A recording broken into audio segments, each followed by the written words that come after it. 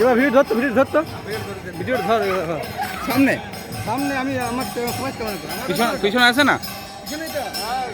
এই পিছনে ভিডিও ও ক্যামেরা করবো হয়েছে তো হয়েছে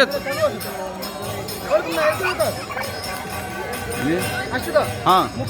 হ্যাঁ হ্যাঁ ভিডিও করছি সবাইকে তুই চল হ্যাঁ চল তুই এদিকে চল